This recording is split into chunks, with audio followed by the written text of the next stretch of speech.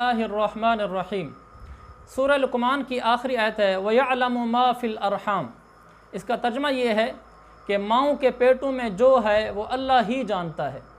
इस आयत को सुनकर बाज़ लोगों के दिलों में ये शुबह सा हुआ, इश्काल और एक गोया के किस्म का सवाल और एतराज़ किस्म का सवाल हुआ कि माँओं के पेटों में जो है वो सिर्फ़ अल्लाह तो नहीं जानता। कुरान कह रहा है कि माँओं के पेटों में जो है वो सिर्फ़ अल्लाह जानता है, जबकि हम देखते हैं कि आजकल अल्ट्रासाउंड के ज़रिए से हम इंसान भी पता चला लेते हैं कि माँओं के पेटों में क्या है। लिहाजा ये तो कुरान की आयत नऊज़ुबिल्लाह गलत साबित हो गई।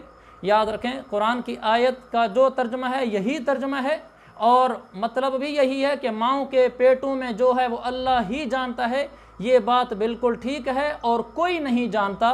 मैं इस आयत की वजाहत करता हूँ कि ये आयत बिल्कुल सच है और यह एतराज़ ठीक नहीं है लोगों का कि अल्ट्रासाउंड मशीन के ज़रिए से जो हम जान लेते हैं, लिहाजा आयत गोया के नऊज़ुबिल्लाह गलत साबित हो गई। ऐसा नहीं है। अब मैं अपनी बात की वजाहत शुरू करता हूँ। अल्लाह ताला ने यहाँ ये फरमाया कि यअलमु मा फ़िल अरहाम। मा फ़िल अरहाम का मतलब क्या है कि माँओं के पेटों में जो है, जो है ना, अरबी में जो के लिए दो लफ्ज़ इस्तेमाल होते हैं, माँ और मन, और उर्दू में जो एक ही है। मैं कैसे आपको इन्हें यूँ बताना चाहता हूँ, अगर जो का लफ्ज़ इस्तेमाल हो बेजान चीज़ के लिए या किसी सिफत और वस्फ़ के लिए, अरबी ग्रामर को जानने वाले जानते हैं, तो वहाँ अरबी माँ इस्तेमाल करती है। और अगर लफ्ज़ जो इस्तेमाल हो किसी जानदार की ज़ात के लिए तो वहाँ मन इस्तेमाल होता है, जबकि उर्दू में दोनों के लिए जो इस्तेमाल होता है। आपको बात शायद मुश्किल लग रही होगी, मैं आपको ज़रा एक आसान मिसाल से समझाता हूँ, पहले उर्दू की मिसाल देकर, इस बात की कि लफ्ज़ जो उर्दू में जानदार और बेजान दोनों के लिए इस्तेमाल होता है, ज़ात और वस्फ़ दोनों के लिए इस्तेमाल होता है, जबकि अरबी में इसके लिए अलग अलग लफ्ज़ इस्तेमाल होते हैं। तो पहले मैं उर्दू की मिसाल लेता हूँ जिसमें लफ्ज़ जो जानदार और बेजान दोनों के लिए इस्तेमाल होगा। मसलन मैं आपको यूँ कहता हूँ कि दस्तरखान पर जो है वही मुझे खिला दो। अब यहाँ जो बेजान चीज़ के लिए इस्तेमाल हुआ है, मसलन दस्तरखान पर जो चावल पड़े हैं या जो सेब पड़ा है, जो भी है वही मुझे खिला दो। यहाँ जो से मुराद बेजान है, लेकिन लफ्ज़ जो इस्तेमाल किया। और दूसरा मैं जुमला उर्दू में बोलता हूँ जिसमें लफ्ज़ जो इस्तेमाल करूँगा लेकिन मुराद उससे जानदार होगा। जैसे मैं कहता हूँ घर में जो है उसे बाहर बुला लो, यहाँ भी लफ्ज़ जो इस्तेमाल किया लेकिन इस जो से मुराद जानदार है, यानी अंदर जो इंसान है उसको बाहर बुला लो। ये तो है उर्दू में, तो लेकिन अरबी में ऐसा नहीं है। अरबी में जब लफ्ज़ माँ आएगा जिसका तर्जमा उर्दू में जो करते हैं, वहाँ उस माँ का मतलब अरबी में ये होता है कि लफ्ज़ माँ अरबी ज़ुबान में एक तो बेजान चीज़ के लिए इस्तेमाल होता है और दूसरा वस्फ़ और सिफत के लिए इस्तेमाल होता है। और जो लफ्ज़ मन है जिसका तर्जमा हम जो करते हैं, वो मन इस्तेमाल होता है जानदार की ज़ात के लिए। लिहाजा अगर मैं ये कहूँगा कि दस्तरखान पर जो है वो वही मुझे खिला दो, तो मैं कहूँगा अतइमनी मा अलल माइदा। और जब मैं कहूँगा घर में जो है उसे बाहर बुला लो, यहाँ जो के लिए मैं मन बोलूँगा, मैं कहूँगा अखरिज मन फिल बैत। तो उर्दू में जो जानदार और बेजान, ज़ात और वस्फ़ के लिए भी उर्दू में जो इस्तेमाल होता है कि आप में जो है वो मुझे बड़ा पसंद है, यानी आप में जो बहादुरी का जज्बा है, आप में जो इल्म है वो मुझे बड़ा पसंद है। कि और इसी तरह हम कहते हैं कि इस स्कूल में जो तालिब इल्म है, इस क्लास में जो भी तालिब इल्म है वो मुझे बहुत पसंद है। तो यहाँ मैंने जो इस्तेमाल किया है लेकिन इंसान के लिए इस्तेमाल किया है, एक ज़ात के लिए इस्तेमाल किया। और पहले मैंने लफ्ज़ जो इस्तेमाल किया है मुराद उससे बहादुरी और बहादुरी का जज्बा लिया है। तो लफ्ज़ जो उर्दू में ज़ात के लिए भी इस्तेमाल होता है, सिफत के लिए भी इस्तेमाल होता है, जानदार के लिए भी इस्तेमाल होता है, बेजान के लिए भी इस्तेमाल होता है, क्योंकि उर्दू एक तंग दामन है। जबकि अरबी में जब माँ आएगा तो माँ का मतलब होगा बेजान चीज़ या माँ से मुराद होगी कोई सिफत। और अगर हमने कोई जानदार की ज़ात मुराद लेनी है तो फिर हम लफ्ज़ मन बोलेंगे, फिर हम मन बोलकर जानदार की ज़ात मुराद लेंगे। खुलासा ये हुआ कि अरबी में जब मन आएगा तो जानदार की ज़ात मुराद होगी, कोई जानदार मुराद होगा। और अगर माँ बोला जाएगा तो कोई वस्फ़ और कोई सिफत मुराद होगी। आसान लफ्ज़ों में आप इसको और आसान करके यूँ कह सकते हैं, मन जानदार की ज़ात के लिए आता है और माँ सिफत के लिए आता है। अब ये लफ्ज़ समझ लिया कि मन जानदार की ज़ात के लिए है और माँ सिफत के लिए है। अब हम देखते हैं कुरान को। कुरान कहता है यअलमु मा फिल अरहाम, कि माँओं के पेटों में जो है, क्या मतलब माँ के पेट में जो बच्चा है उसकी जो सिफत है, उसके जो औसाफ हैं, वो अल्लाह ही जानता है। मसलन माँ के पेट में जो बच्चा खड़ा हुआ है उसके औसाफ, यानी ये बच्चा जब बाहर पैदा होगा ये नेक बनेगा या फासिक बनेगा, ये अल्लाह अभी से जानता है, जबकि बच्चा माँ के पेट में खड़ा है और अभी कोई भी नहीं जानता। बेशक ये अल्लाह ही जानता है। माँ कहा है कि इसके अंदर वस्फ जो हैं औसाफ वो अल्लाह जानता है। मसलन ये बच्चा जो माँ के पेट में है, ये जब बाहर निकलेगा ये एक बेवकूफ़ इंसान बनेगा या ज़हीन और समझदार बनेगा, ये इसका वस्फ है। लफ्ज़ माँ का माना है, ये अल्लाह अभी से जानता है जब बच्चा माँ के पेट में है, और लोग अभी नहीं जानते। लोग तो तब जानेंगे जब ये दुनिया में बाहर आएगा, फिर देखेंगे कि वाकई ये नेक इंसान है या फासिक फाजिर है, या ये ज़हीन आदमी है, ये बेवकूफ़ भोला आदमी है। लोग बाद में जानेंगे, अल्लाह अभी से पेट में जानता है। और माँ सिफत वस्फ, मालदार होना गरीब होना, अल्लाह अभी से जानता है कि ये मालदार होगा बच्चा दुनिया में आकर या गरीब होगा। किसी को नहीं पता, लेकिन अल्लाह को पता है। हमें तो पता चलता है कि जब वो दुनिया में आता है हम उसको देख कर बताते हैं कि मालदार है या गरीब है। अल्लाह फरमाता है यअलमु मा फिल अरहाम, इस माँओं के पेटों में जो कुछ इसके औसाफ हैं, मैं उन औसाफ को अभी से जानता हूँ और मैं ही जानता हूँ और कोई नहीं जानता। तो ये बात बिल्कुल वाज़ेह होकर आ गई कि यअलमु मा फिल अरहाम का जो मतलब है कि माँओं के पेटों में जो है वो अल्लाह ही जानता है। इस जो से मुराद वस्फ और सिफत है। दूसरी बात इसमें आगे एक और जुमला आता है, मैं कलाम को ज़रा मुख्तसर कर रहा हूँ। जो बात मैंने अभी कही है कि माँ से मुराद औसाफ होता है, उलमा जो उसूल जानते हैं, उसूल फ़िक़्ह वगैरह जानते हैं, अरबी ग्रामर के उसूल जानते हैं, उनके लिए भी एक हवाला अर्ज़ करता हूँ। नूरुल अनवार में लिखा हुआ है सवाल मा ज़ईदुन, तो उसके जवाब में उन्होंने कहा है कि करीमुन औ बखीलुन। ये मेरी उसी बात का हवाला है उलमा के लिए कि माँ किसी चीज़ के वस्फ़ के लिए आता है। अच्छा, मैंने अर्ज़ किया कि यअलमु मा फिल अरहाम, तो माँ का मतलब होगा इस बच्चे के औसाफ क्या हैं।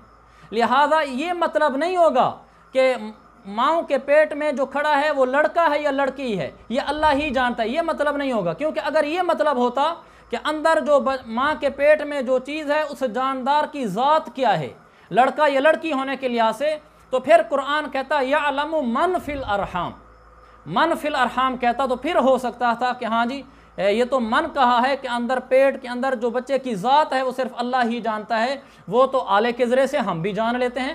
फिर कुछ इश्काल ये बन सकता था, अगरचे बनता ये भी नहीं है, उसका भी मैं जवाब देता हूँ, बनता ये भी नहीं है। तो पहली बात ये होगी कि कुरान ने माँ कहा है, मन नहीं कहा, यानी अल्लाह ने ये कहा है कि इसके औसाफ मैं जानता हूँ, अल्लाह ने ये नहीं कहा कि इसकी ज़ात सिर्फ मैं जानता हूँ। ये पहली बात। दूसरी बात है मा फिल अरहाम, के अल अरहाम कहा है, रहम कहते हैं बच्चेदानी को, अल अरहाम कहते हैं बच्चेदानियों को।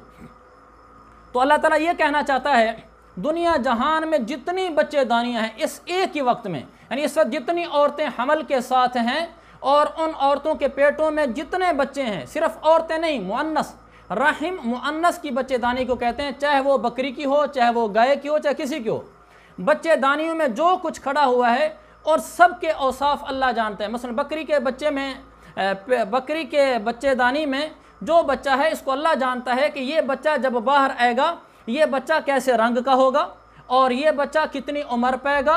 इसी तरह उस बच्चे के और औसाफ, ये बच्चा बाहर आएगा तो एक सेहतमंद बकरा बनेगा या कमज़ोर मरियल बनेगा वगैरह वगैरह, इसके वो औसाफ जो हैं वो भी अल्लाह ही जानता है। तो मा फिल अरहाम का मतलब ये हुआ दुनिया जहान में जितनी बच्चेदानियाँ हैं उन बच्चेदानी में मौजूद जो ज़ात है उसके औसाफ सिर्फ अल्लाह ही जानता है और कोई भी नहीं जानता।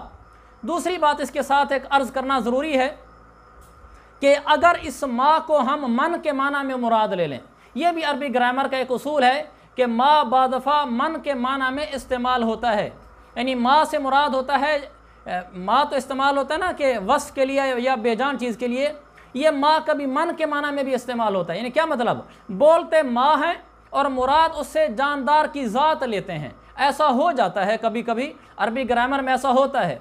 तो अगर यहाँ माँ को मन के माना में मुराद ले लें, जैसा कि बाज़ ने मुराद लिया भी है और उन्होंने कहा है कि माओं के पेटों में जो ज़ात है वो सिर्फ अल्लाह ही जानता है। अगर बिलफ़र्ज़ 1 मिनट के लिए हम ये मुराद ले भी लें, क्या मुराद ले लें, यानी कि यहाँ माँ मन के माना में है और मतलब ये होगा कि माओं के पेटों में जो ज़ात है वो अल्लाह ही जानता है, तो भी इस पर कोई इश्काल नहीं होता। वो इस तरह कि कुरान क्या कह रहा है, यअलमु मा फ़ी अल अरहाम, रहम की जमा है अल अरहाम, और इस पर जो अलिफ लाम है अरबी ग्रामर के मुताबिक ये इस्तिग़राक़ के लिए है, जिसका मतलब ये बनता है, जैसा कि मैंने पहले अर्ज़ किया कि दुनिया जहान में जितनी बच्चेदानियाँ इस वक्त हैं, जितनी मादा चीज़ों की, जानवर हैं, इंसान हैं, जो कुछ हैं, इस वक्त पूरी दुनिया में जितनी बच्चेदानियाँ हैं, उन बच्चेदानियों में इस वक्त जो बच्चा है उस बच्चे की ज़ात क्या है, एक ही लम्हे में पूरी दुनिया की बच्चेदानियों के अंदर पाई जाने वाली ज़ात का इस वक्त इल्म सिर्फ अल्लाह ही को है और किसी को नहीं है। तो लिहाजा इससे भी कोई एतराज़ नहीं होता कि अगर इससे मुराद हम मन भी ले लें, ज़ात भी मुराद ले लें, कि तो सिर्फ अल्लाह ही जानता है कि पूरी दुनिया के बच्चेदानियों के पेट में क्या है और कोई नहीं जानता। अगली बात एक और भी है, अगर हम इससे माँ से मुराद मन ले लें, यानी जानदार की ज़ात ही मुराद ले लें, तो भी एतराज़ नहीं होता। इसका एक और जवाब वो ये है कि अल्लाह ताला यहाँ इल्म गैब बयान फरमा रहा है कि यअलमु मा फ़िल अरहाम, अल्लाह का इल्म गैब ऐसा है कि जो बच्चे दानी है, बच्चे दानी तो पर्दों के अंदर है ना, बच्चे के पेट से ऊपर 3 पर्दे होते हैं, तो उन 3 पर गोया क्यों समझ लें, बच्चा 3 पर्दों के अंदर होता है, ऊपर माँ का पेट, फिर 2 पर्दे नीचे होते हैं, फिर उसके अंदर बच्चा होता है। अल्लाह ने फरमाया मैं गैब जानता हूँ कि इन 3 पर्दों के अंदर क्या है, मैं इसको जानता हूँ, ये गैब है। और हम लोग जो आला लगाकर, अल्ट्रासाउंड एक आला है, एक मशीन है, हम जो आला लगाकर देखते हैं, आला लगाकर किसी चीज़ को देख लेना, ये गैब नहीं कहलाता, ये हाजिर कहलाता है। ये बिल्कुल ऐसे है जैसे मैं गैब कहते हैं पोशीदा चीज़, मख्फी चीज़। जैसे मिसाल के तौर पर मैं आपको कहूँ कि मेरे पीछे जो कुछ है ना ये सब गैब है मेरे लिए, मुझसे छुपा हुआ है, मेरे लिए मख्फी है, तो मैं कहूँ जी मैं पीछे जो कुछ है मैं ये सारा कुछ गैब जानता हूँ, तो आप हैरान हो जाएंगे कि यार बड़ी बात है, क्या पीछे जो कुछ गैब है मख्फी आप सारा जानते हैं। और मैं कहूँ जी हाँ मैं जानता हूँ, वो कहेगा यार ये आप कैसे जानते हैं, गैब तो सिर्फ अल्लाह जानता होता है। तो मैं कहूँगा कि इधर लाओ शीशा, मैं एक बड़ा शीशा लूँ और शीशा अपने सामने रख लूँ, फिर मैं आपको शीशे में देख कर बताऊँ वो पीछे क्या हो रहा है, देखो मुझे पीछे का पता है कि नहीं है।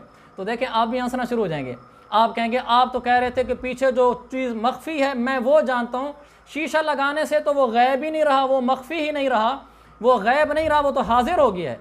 आप तो मुझे हाजिर बता रहे हैं, अगर गैब बताना है तो हज़रत ये शीशा सामने से हटाओ, फिर मुझे बताओ कि पीछे खड़ा हुआ आदमी क्या कर रहा है।